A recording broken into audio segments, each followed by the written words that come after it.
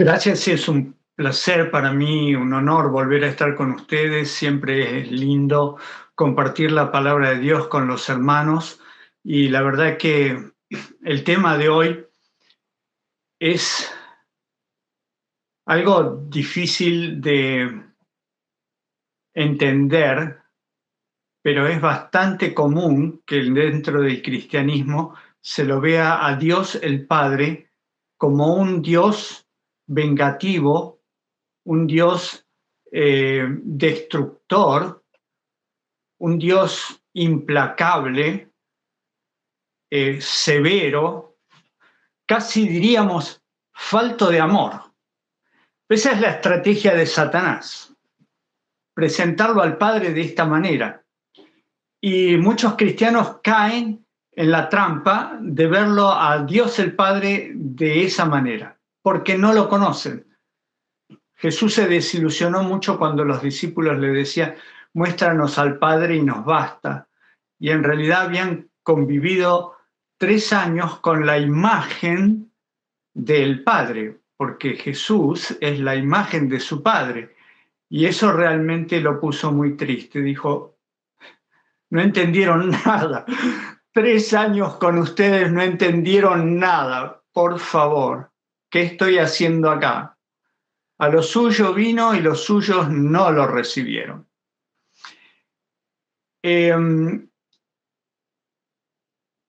La doctrina de la Trinidad presenta a Dios en 3 personas. Estas 3 personas, dice la doctrina de la Trinidad, tomaron distintos roles a lo largo de la historia de este mundo. Desde que el ser humano cayó, se dividieron roles que antes no sabemos cómo eran, así dice la gente que cree en la doctrina de la Trinidad, no sabemos cómo era, pero a partir de la creación del mundo y de la caída de Adán y Eva, esos roles se manifestaron de la siguiente manera. El Padre interviniendo en la humanidad pecadora durante todo el tiempo del Antiguo Testamento hasta el nacimiento de Cristo. Casi podríamos decir que el Padre desaparece en el momento del bautismo de Jesús, que es el ungimiento de Jesús, ¿no? El segundo ungimiento. Y ahí desaparece y deja paso a su Hijo amado, que nos muestra otra faceta, que es la faceta del amor, de la contemplación, de que todo está bien porque la gracia te salva y la gracia a través de la muerte de Cristo hace que los pecadores ya no necesiten de la ley esclavizante que el Dios del Antiguo Testamento le había impuesto a Israel, ¿no?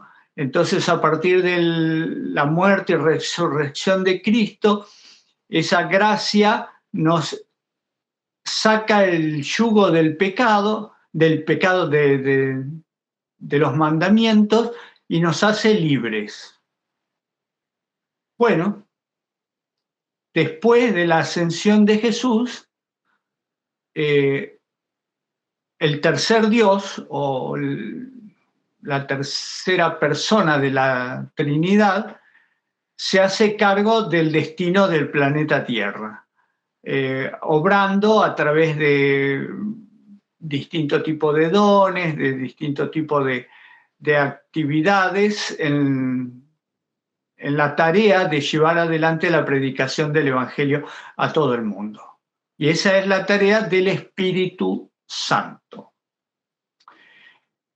Bien, teniendo en claro este panorama, vamos a leer Juan capítulo 1, desde el verso 1 hasta el 5. El Evangelio de Juan, capítulo 1, versículos 1 al 5, es la base de lo que vamos a ver hoy. Y por eso yo les pido que permanezcan con la mente abierta, los ojos abiertos, porque a partir de ahora, a partir del momento en que terminemos de leer estos 5 versículos, les voy a mostrar otra realidad. Así que vamos a leerlo. Juan capítulo 1, versículos 1 al 5 dice así, son extremadamente conocidos. Creo que no hay cristiano que no haya comenzado su camino del cristianismo conociendo estos versículos.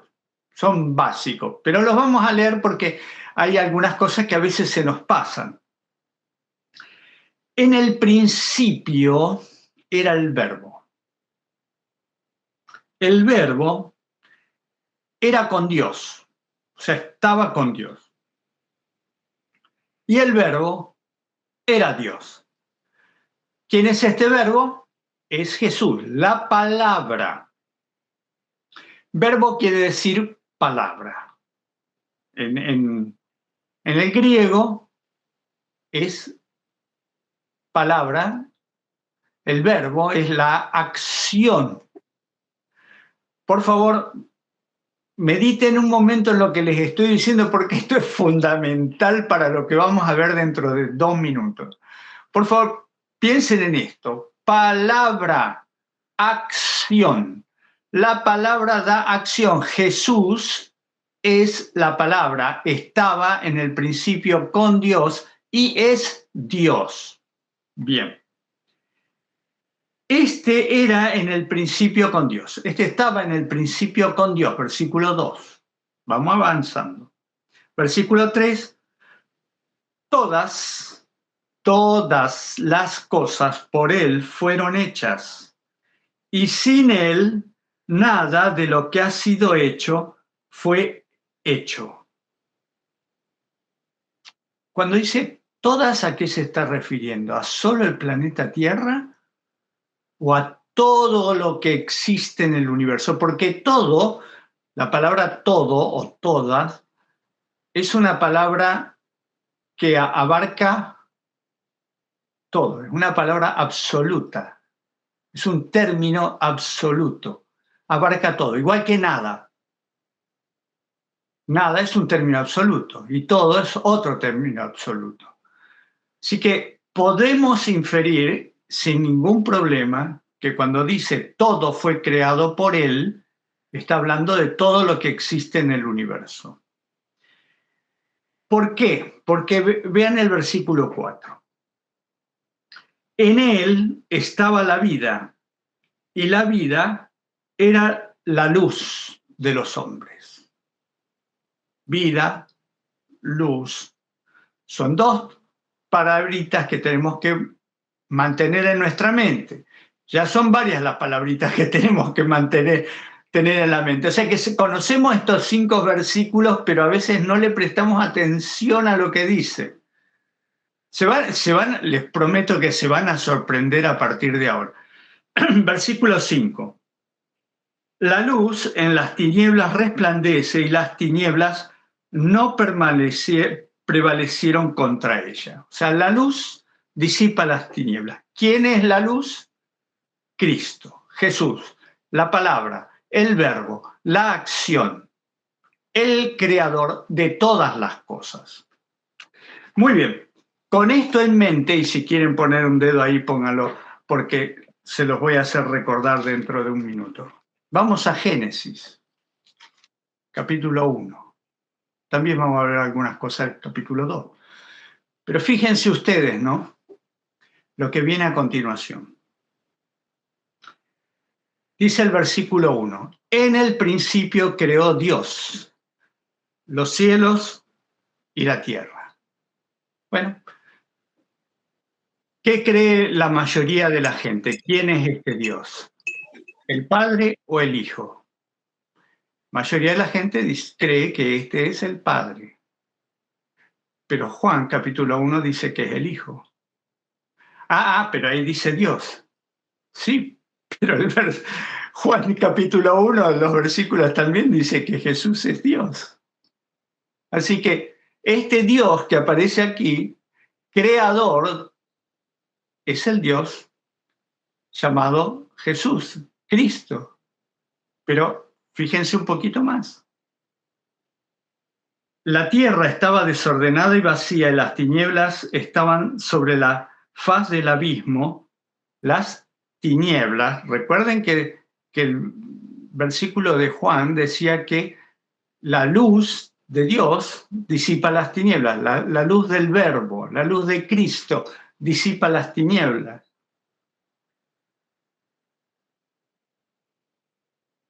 El Espíritu de Dios se movía sobre la faz de las aguas. Otro concepto trinitario. Acá los trinitarios dicen, ve, ahí está el segundo Dios. Uno está, creó Dios los cielos y la tierra, está en el versículo 1, es el Dios el Padre, que después se presenta como el Padre. Y acá, en el versículo 2, habla del Espíritu de Dios, es el Espíritu Santo, la tercera persona de la Trinidad. No. No, porque lo que dice acá este versículo es que lo que se movía sobre la faz del abismo es el Espíritu de Dios. Dios está en su trono, pero es omnipresente a través de su Espíritu.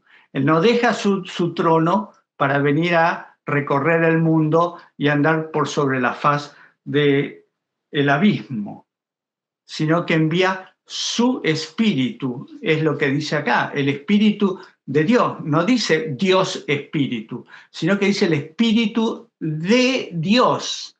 Y ese de es importante. La mayoría de la gente no le da importancia, pero ese de es importante.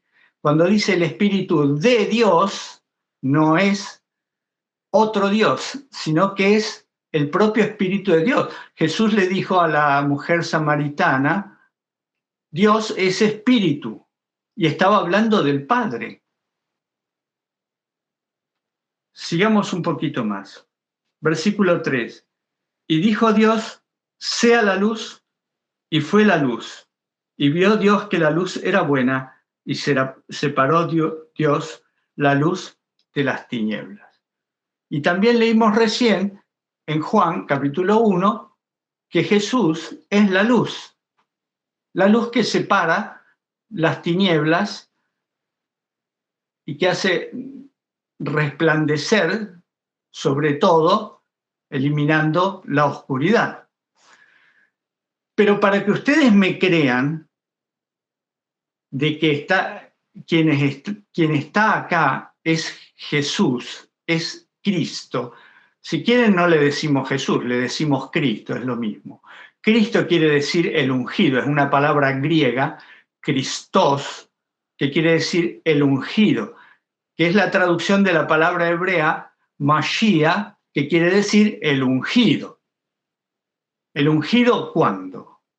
El ungido cuando fue presentado delante de los ángeles, Salmo capítulo 2, donde dice que yo publicaré el decreto, mi hijo eres tú, y ese mi hijo eres tú, yo te he engendrado hoy, es el decreto, o sea, mi hijo eres tú. Ese es el ungimiento del Mesías, de Jesús, de Cristo, como le quieran decir. Los demonios le dicen a Jesús, los demonios que estaban en el endemoniado gadareno, le dicen, Jesús, hijo del Dios Altísimo, no nos envíes al abismo. Ese es el nombre que tenía en el cielo, hijo del Dios Altísimo. El Altísimo es Dios, el Padre, y su Hijo es el Hijo del Dios Altísimo. Es fácil de entenderlo. Lo que pasa es que la doctrina de la Trinidad nos ha oscurecido todo esto. Cada uno de los días de la creación que se presentan en Génesis 1 nos habla de hizo Dios esto, hizo Dios lo otro, hizo Dios lo demás allá. Y por eso mucha gente dice, bueno, este es el Dios del Padre. Pero vamos al capítulo 2 de Génesis y vamos a ver lo siguiente. Dice el versículo 7, Génesis 2:7. Entonces Jehová Dios formó al hombre del polvo de la tierra y sopló en su nariz aliento de vida, y fue el hombre un ser viviente. Y de aquí en adelante es cuando empieza a aparecer el término Jehová. Jehová o Jehová Dios, que si lo queremos ver vendría a ser el nombre y el apellido. Jehová Dios. Son términos humanos, pero veamos, Dios y Jehová son dos términos que se aplican indistintamente al Padre y al Hijo, porque tanto el Padre como el Hijo son eternos. Jehová quiere decir eterno, es una transliteración del nombre que es YHWH, las cuatro palabras del tetragramatón, que significa el eterno, el que es, el yo soy, que ahora lo vamos a ver dentro de un rato. Entonces acá aparece en el capítulo 2, por primera vez en la Biblia, la palabra Jehová, que se aplica a Jesús. Jesús dijo, antes de que Abraham fuese, yo soy. O sea, él se adjudicó ese nombre a sí mismo. El yo soy es Jesús, Jesús lo dijo. Él no miente, él no miente, él es el yo soy, él es el Jehová, él es el que se le apareció a Moisés como la zarza ardiente, no es el Padre. En la relación entre las criaturas y el Creador, Jesús, Cristo, es el que aparece siempre. En todo momento, Jesús es el que se relaciona con Adán, es el que se relaciona con Caín, es el que se relaciona con Enoc. Ese caminó Enoc con Dios durante 300 años y fue trasladado al cielo. Ese caminar es con Cristo. No caminó con Dios el Padre, caminó con Cristo.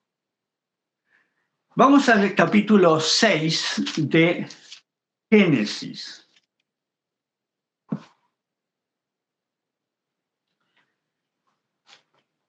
Capítulo 6, versículo 5 y 6. Vio Jehová que la maldad de los hombres era mucha en la tierra y que todo designio de los pensamientos del corazón de ellos era de continuo solamente el mal. Versículo 6, se arrepintió Jehová de haber hecho el hombre en la tierra y le dolió en su corazón. Este arrepentimiento, esta palabra arrepintió, no es el arrepentimiento de los seres humanos de cuando uno comete una falta o tiene algún problema que me arrepiento. No es un término equivalente. Es una mala traducción, como muchas veces hay malas traducciones, porque no siempre se encuentra la palabra adecuada, pero el Señor sabía lo que iba a pasar, sabía que el accionar de Satanás iba a transformar el planeta en esto. Entonces, lo que está diciendo acá es que lamentó lo que estaba pasando, como un padre que permanentemente le dice a sus hijos, no hagas esto, no hagas esto, no hagas esto, y el hijo lo hace. Y el padre lo lamenta y lo dice en el mismo versículo, le dolió en su corazón. No se arrepiente de haber engendrado a ese hijo, pero lamenta que ese hijo no escuche las advertencias, y esa es la relación de lo que acaba de pasar acá. Entonces Jehová le habla a Noé y le dice, dentro de 120 años voy a destruir el planeta si no se arrepienten. Y acá vemos la primera vez que el Dios del Antiguo Testamento se transforma en un Dios destructor. Y esto es una de las cosas de las cuales se agarran los que creen en la Trinidad y creen en esto para decir, ven, el Dios del Antiguo Testamento era vengativo, era destructor, no le importaba destruir a una humanidad de miles de millones y millones de personas, niños, ancianos, cualquiera, no importa. Hay que destruirlos a todos. No es un Dios de amor. ¿Cómo no va a tener amor por los niñitos, por toda esa generación de niños, mujeres, ancianos? Tal vez los hombres eran malos, pero los niños también. Bueno, lamento decirles que sí.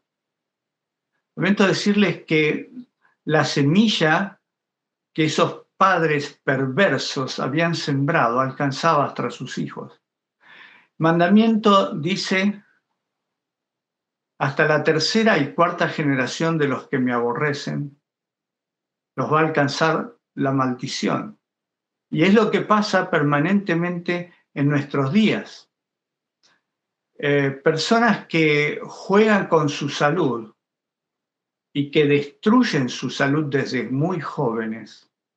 Cuando tienen hijos, sus hijos heredan fallas que les terminarán trastornando la vida a esos hijos por lo que hicieron los padres. Tal vez los hijos no van a tener ninguna culpa. Yo tengo un hermano de iglesia cuyos padres eran muy, muy bebedores, ambos. Tomaban mucho. Ese fue el ejemplo que le dieron a los hijos. Y varios de los hijos salieron con problemas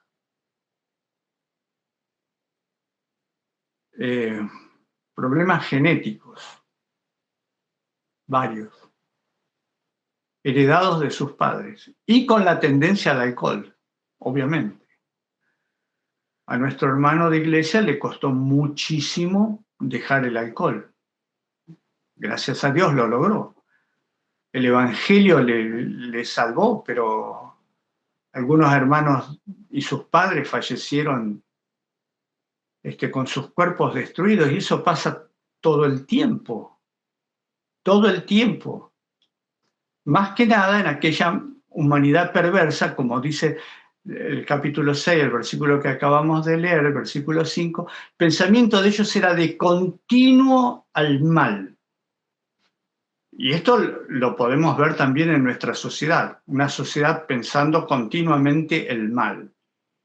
Entonces, si nos vamos unos cientos de años más adelante, nos encontramos con Sodoma y Gomorra, con todos los habitantes de Sodoma y Gomorra golpeando en la puerta de la casa de Lot para que le entregue a esos dos jóvenes, a esos dos varones que acaban de llegar, que ellos querían violar.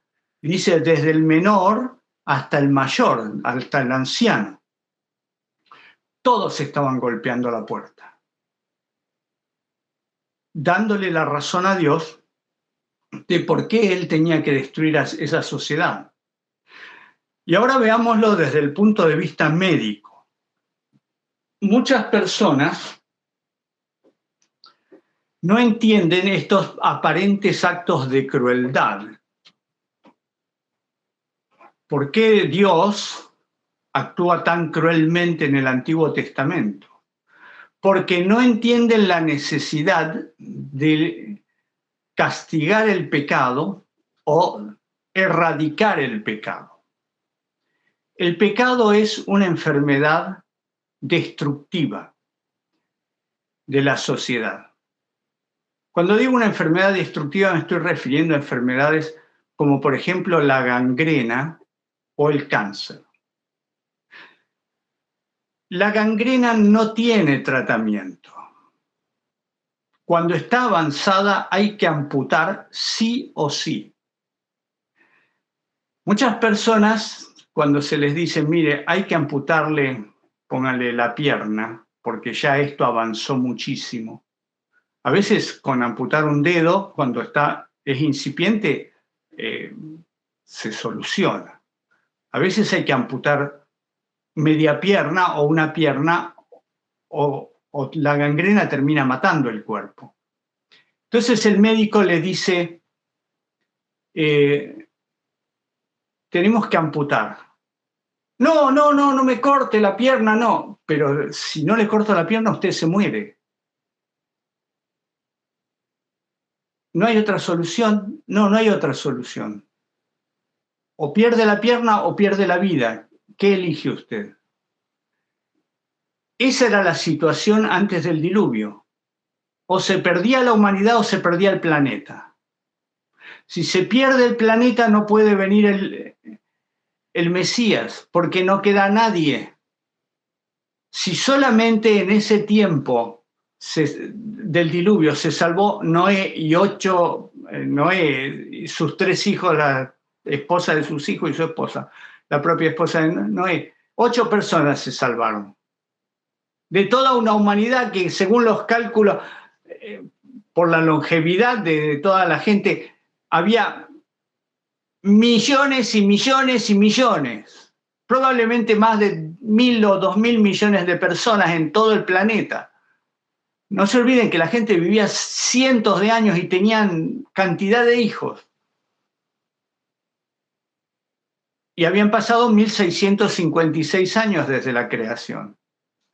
Entonces, Dios, que sabe todo, sabe que si deja una generación más, se pierde el conocimiento de Dios, se pierde. Cuando se muere Noé, fíjense lo que pasó después del diluvio con Cam, que la descendencia de Cam ya terminó alejada de Dios. Entonces, hermanos, no había otra solución, no había otra solución. Dios lo hizo por amor, porque o los exterminaba o el Mesías no venía. No llegaba a cumplirse 4.000 años del plan de Dios para que viniera el Mesías. Tuvo que hacer un corte drástico, dramático, dolorosísimo, pero hubo que hacerlo. Hubo que hacerlo por amor, como el médico. El médico no odia al paciente y por eso le quiere cortar una pierna. Lo ama, o por lo menos trata de salvarle la vida. De la misma manera ocurrió con Sodoma y Gomorra. O Dios exterminaba Sodoma y Gomorra o el cáncer de esas ciudades se iba a extender por todo Canaán. Iba a terminar destruyendo a toda esa sociedad antes de que Abraham tuviera toda la descendencia que Dios quería que tuviera para poseer la tierra. No se olviden ustedes que cuando salen de Egipto eran 2,5 millones de personas. Cuando se destruyó Sodoma y Gomorra, Abraham tenía 2 hijos, 2, Isaac e Ismael. Y de los que iban a seguir el camino, solamente Isaac. Isaac no tenía descendencia. En realidad Isaac todavía ni había nacido, pero fíjense ustedes, con mayor necesidad. Isaac nació después de la destrucción de Sodoma y Gomorra.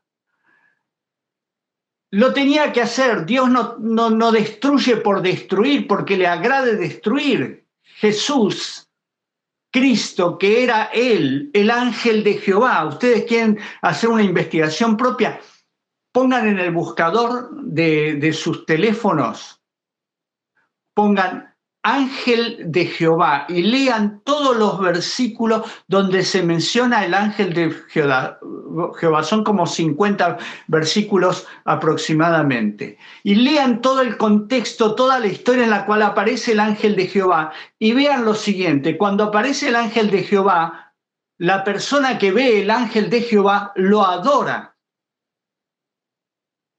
Y el ángel de Jehová no le dice no me adores.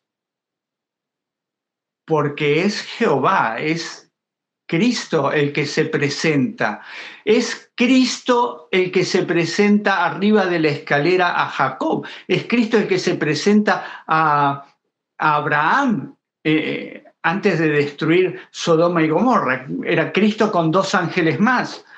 Es Cristo el que se presenta en la zarza ardiente en el desierto. Es Cristo el que está en el monte Sinaí. ¿Cuál es el nombre? Es Jehová, es yo soy. Es Cristo el que le dice a Moisés, yo soy el que te envía, yo soy. Y Jesús dice, antes que Abraham fuese, yo soy. O sea, él era el que aparece en todas esas partes. Ese es el que se le aparece a Josué, es el que se le aparece a Gedeón, es el que se le aparece a Manoa, al padre de Sansón. Se aparece muchas veces. Es él el que tiene contacto con los seres humanos a través de todo el Antiguo Testamento porque son su creación. Son sus hijos. Nosotros somos los hijos de Jesús.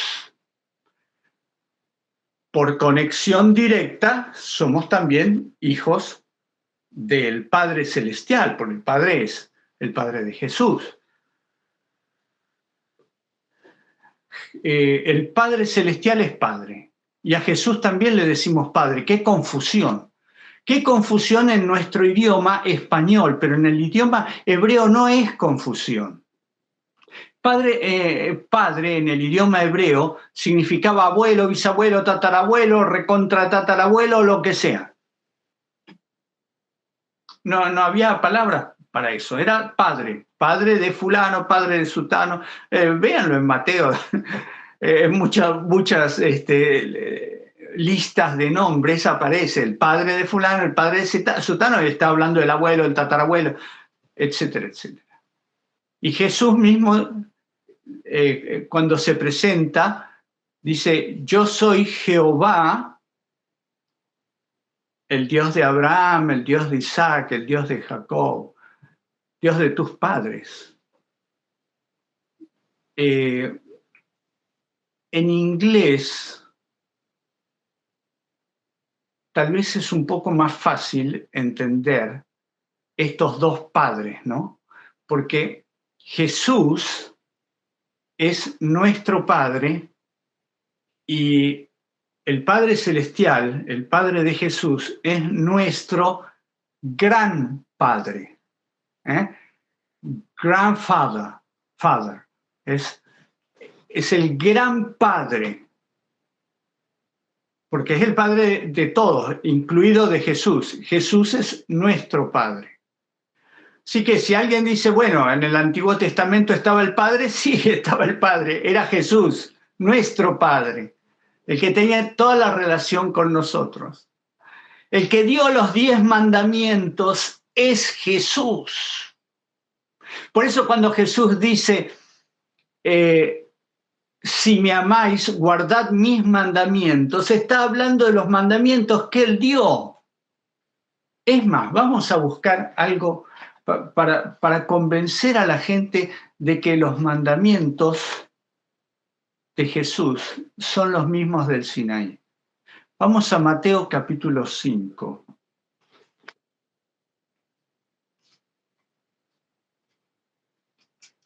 Es el Sermón de la Montaña.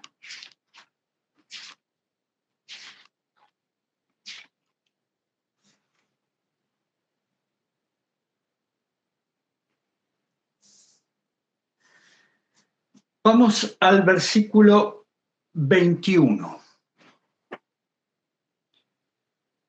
Mateo 5, 21. Oísteis que fue dicho a los antiguos, no matarás, y que cualquiera que matare será culpable de juicio.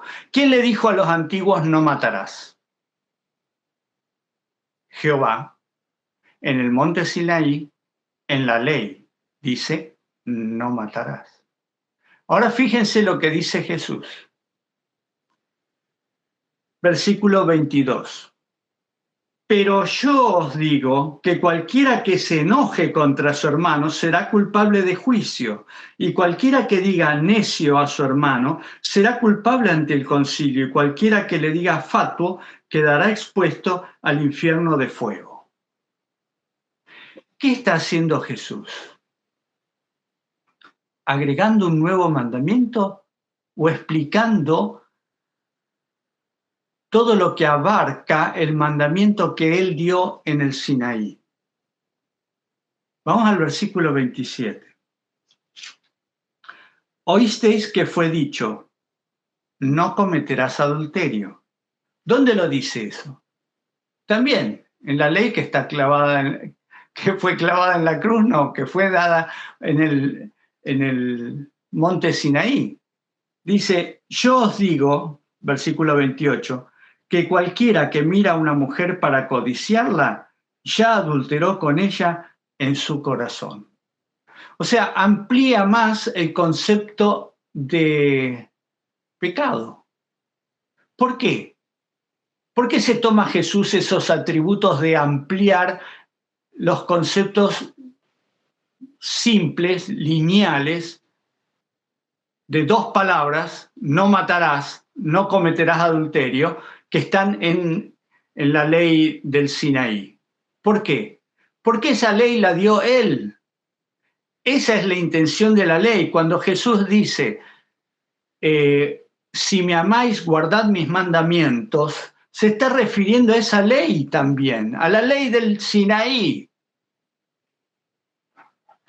Pero los que no quieren obedecer la ley de Dios dicen, no, está hablando de algo simple como es amar a Dios sobre todas las cosas y a tu prójimo como a ti mismo. Es así de simple.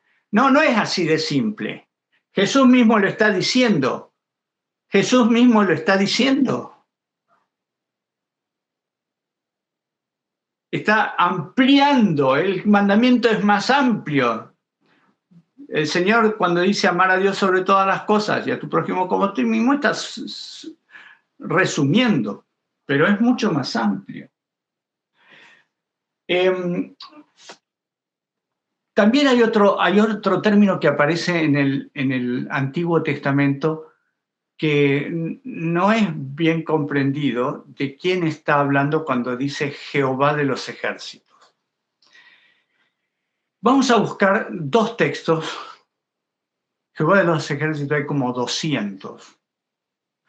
Pero vamos a buscar dos textos porque no me leí los 200, pero estuve leyendo muchos y en la mayoría es difícil identificar quién es Jehová de los ejércitos.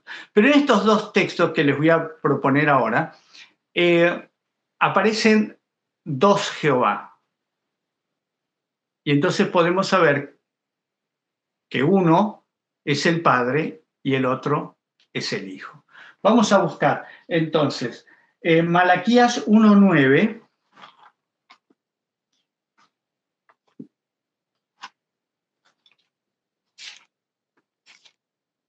Malaquías es el último libro del Antiguo Testamento. Esto es para mostrar que desde el principio hasta el final aparece Cristo.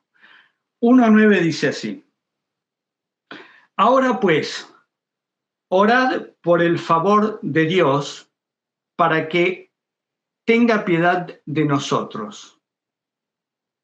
¿Quién es este Dios? Vamos a ver. Pero, ¿cómo podéis agradarle si hacéis estas cosas? Dice Jehová de los ejércitos. O sea, ¿quién le está hablando al pueblo de Israel diciéndole, orad a Jehová, orad a Dios para que tenga piedad de nosotros? ¿Quién lo está diciendo? Lo está diciendo Jehová de los ejércitos. O sea, acá tenemos dos. Oren a Dios, se lo está diciendo Jehová de los ejércitos. La vemos a dos. Pues si no diría, oradme a mí. Si Jehová de los ejércitos fuera Dios el Padre, diría, oradme a mí para que yo tenga compasión. Pero está diciendo, orad por el favor de Dios para que tenga piedad, pero ¿cómo podéis agradarle si hacéis estas cosas? O sea, oren para que tenga piedad, pero a la vez tienen que cambiar. Vamos a buscar Zacarías 8:21. Zacarías 8:21 está al lado. Así que no los estoy volviendo loco con esto. 8:21. Dice así: y vendrán los habitantes de una ciudad a otra y dirán, vamos a implorar el favor de Jehová y a buscar a Jehová de los ejércitos, yo también iré. ¿Prestaron atención? Acá hay dos Jehová. Jehová y Jehová de los ejércitos. Se menciona a los dos.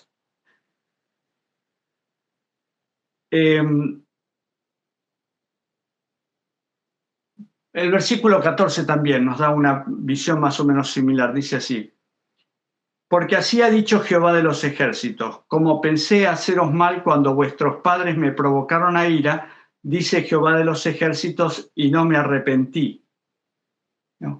Está hablando de que Jehová de los ejércitos es el que estuvo en los momentos de apostasía en relación con el pueblo de Israel. Así que acá nos muestra que Jehová de los ejércitos es Cristo.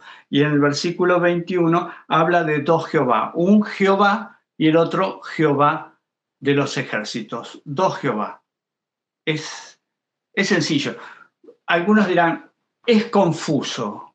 Sí, es confuso cuando los dos personajes tienen el mismo nombre, porque Jehová es el Eterno.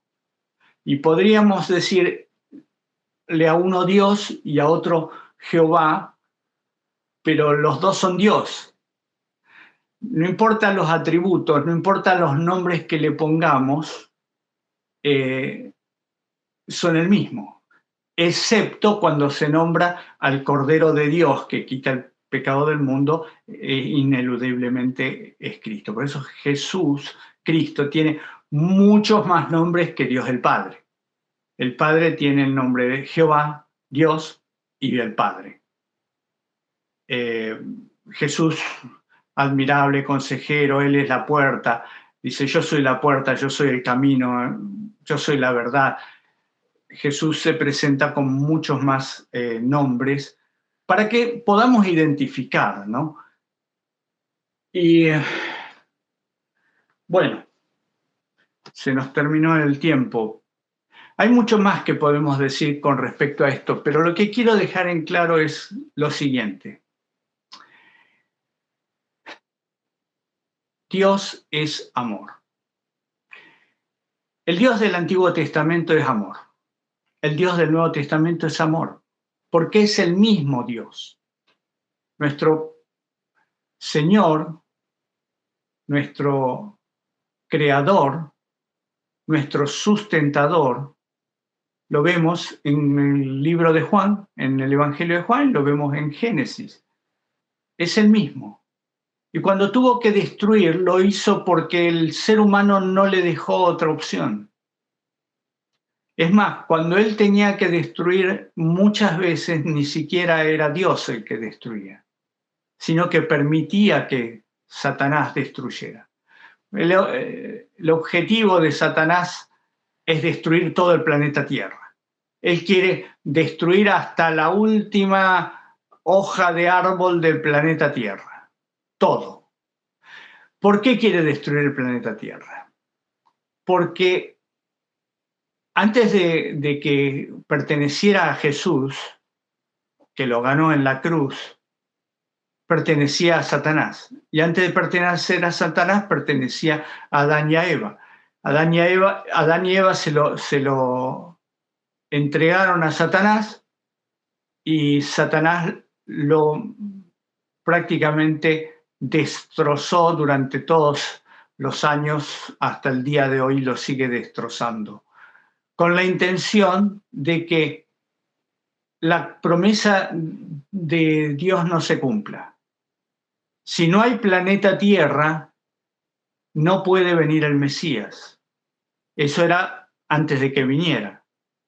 Y después que vino y derrotó a Satanás y Dios, Cristo quedó como dueño de este planeta, Él quiere destruir la propiedad de Cristo para que no venga a reclamarlo como propio. El objetivo de Jesús es cumplir un plan que es desde la eternidad, este plan. Fue planeado antes de la creación del mundo. Y ese plan es formar nuevamente la hueste celestial con los redimidos de este planeta, con los hijos de Adán y Eva.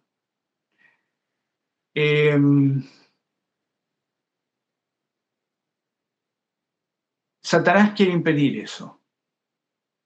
Satanás no quiere que haya suficientes redimidos para completar el número. Por eso quiere destruir el planeta, para que Jesús no venga a reclamarlo como suyo. Arruinar el plan de Jesús. Ese es su objetivo. No importa a quién tenga que matar. Él mata a los suyos, él mata a los de Jesús. La rebeldía de Satanás se plasma en la humanidad hoy en día. Los demonios son los que destruyen, pero el Señor lo permite y asume la responsabilidad. Y alguien dirá, bueno, pero en el planeta Tierra, cuando fue destruido por el diluvio, fue Dios el que lo destruyó. Sí, hay otras implicancias que ahora no tengo tiempo de desarrollar, pero es probable que Dios conociera lo que estaba por pasar y no lo impidiera. Hay fuerzas en la naturaleza de las cuales Dios aprovecha para realizar sus planes. Es un tema un poco largo, pero no lo voy a tocar ahora. Pero los cielos cuentan la gloria de Dios, los astros, las estrellas, los cometas, los asteroides, todo está dirigido por Dios. Y todo está en las manos de Dios. Así que cuando ocurre algo malo, es porque Dios lo permitió. Y cuando ocurre algo bueno, es porque Dios también lo permitió, para que así se haga. Confiemos en que, puestos en las manos de Dios, siempre nos van a ocurrir cosas buenas. Aun cuando tengamos que morir, puestos en las manos de Dios, aún eso va a ser algo bueno. Y yo quiero decirte, confía en el Dios del Antiguo Testamento porque es el mismo que murió por ti. Él amó a la humanidad anterior y les dio tiempo a los antediluvianos, le dio tiempo a los sodomitas, le dio tiempo a los cananeos, le dio tiempo al pueblo de Israel para que se arrepienta. Siempre tuvo que trabajar con remanentes, porque la mayoría se iba detrás de Satanás, igual que hoy. Pero te llamo a ti y te digo, ¿no quieres formar parte de ese remanente? ¿No quieres formar parte de un grupo que confía tanto en el amor de ese Dios que está dispuesto a avanzar, como viendo al invisible con los ojos cerrados, tomados de las manos de aquel que fue clavado en un madero? De aquellas manos que fueron clavadas en un madero para redimirte a ti y a mí. Tómate de esas manos. Son manos confiables. Es el mismo ayer, hoy y por los siglos. Que el Señor te bendiga. Amado Señor nuestro, Padre nuestro, Redentor nuestro, gracias por demostrarnos a lo largo de la historia que te interesas por nuestras necesidades. Amén. Gracias por mostrarnos tu paciencia, aún con aquellos que hacían lo malo permanentemente. Los esperaste pero ellos no se arrepintieron. Señor, que nosotros no sigamos ese ejemplo.